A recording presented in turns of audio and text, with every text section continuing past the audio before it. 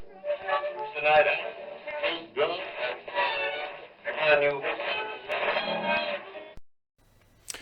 Hey everyone, Skeptical Root here once again. Same place as always, but that's my wonderful office area in my basement. One of the first topics that I was ever going to record about, and I want to make this a quick video today. Hopefully I'll actually succeed. We'll see how this goes. One of the first topics I ever wanted to make a video about, and what actually inspired me to open my YouTube channel in the first place, was a logical fallacy that I wanted to throw out into the world. It is related to the fallacy of composition, and it's kind of the opposite or the antithesis of the No True Scotsman. And I would call this the fallacy of the major minority.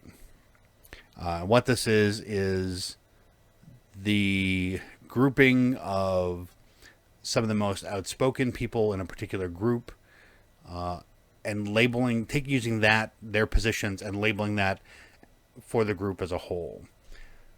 It is one of the reasons why I don't like to join groups. I can ally myself with groups and support their causes, but I'm not going to call myself person X or group X. I'm not going to identify with that because of this particular fallacy, which is very prominent in a lot of places.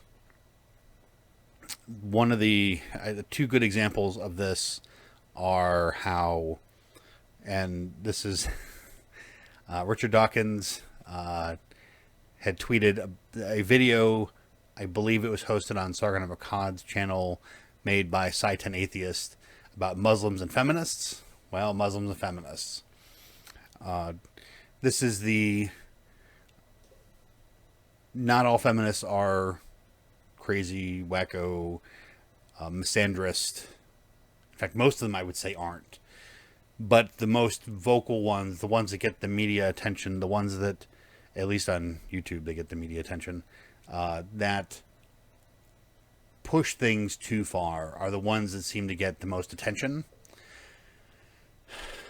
Just like the Islamists and jihadists and the Muslims tend to get the most attention, where the boring ones, the secular Muslims, or the mostly secular Muslims, the Muslims that are no more religious than your Sunday morning Christian, if you will, kind of get lumped into this group of evil people because the most outspoken and media worthy, we'll even say, people in that group tend to do horrible things.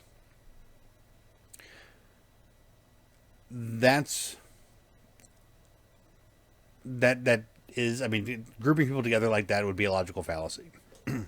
and I separate this from the fallacy of composition because it is not just specifically a part of a larger whole. It is a specific part of a larger whole. It is the one that attempts to speak for the entire group. It is the one that tends to act in such a way as to attempt to represent everybody in their collective, unit of some kind. But it would be like the Westboro Baptist Church attempting to represent themselves as the true Christians, or Wahhabi Muslims trying to represent all of Islam in the world, or at the top of my head, I can't think of any crazy radical feminists that off the top of my head that I would be like, that's crazy. I do not tend to follow too many of them, just like I don't tend to follow Muslim apologists or Christian apologists or any people that I don't broadly disagree with, but I don't find any value in their content. So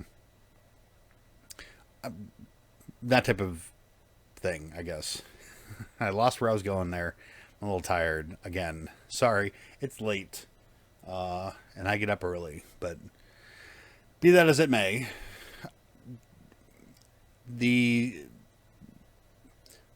we sometimes use this in arguments against other people, that, oh, you're just this, and our idea of this is this.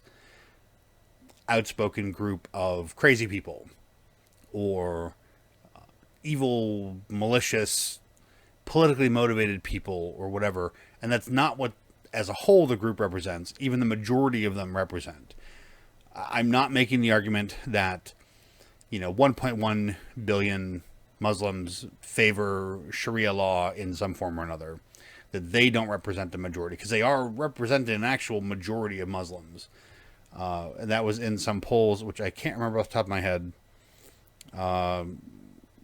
But that was a simple example. Like, you get down to smaller and smaller minorities of Muslims, for example, who support stoning adulterers and killing apostates and things like that. I wouldn't consider all Muslims, or Muslims in general, using the quote fingers there, to support stoning apostates, because they're not the majority. That doesn't mean that Muslims don't. There aren't a significant hundreds of millions of Muslims who don't think you should kill apostates or stone adulterers or any of that type of stuff, who don't think that women aren't worth as much as men, whether in legal testimony or just in society in general.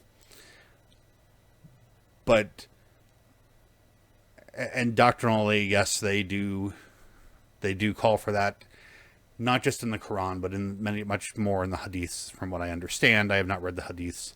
I've only skimmed parts of the Quran. I'm not going to sit here and pretend like I am some kind of expert on it. I can tell you that Allah is no more real than Yahweh or Zeus or I don't want to say the Easter Bunny or Santa Claus, because they're probably actually more real than some of the gods are. So, but I will say that this fallacy of the major minority, we have to understand that arguments based on that, saying that Muslims are bad because there are bad Muslims, isn't a solid argument. It's a logical fallacy. People are people. People identify with different ideologies, but they don't have to accept all parts of the ideology. Trying to weed that out in society and in the broader public is extremely difficult. We can't say that because somebody is interested in guns and is a Muslim that they are going to go kill people. We don't know that. We can say that statistically, terrorists are more likely to fit that profile and be young men between the ages of, 16 and 35 or whatever. But we do know that there are also women terrorists and people who are older and younger, though most of them fall within the broader range there, for example. But it's a logical fallacy to think that all people are that way because there are people in that group that are that way. And that's basically it. So this is my shortest video yet. So thanks for watching.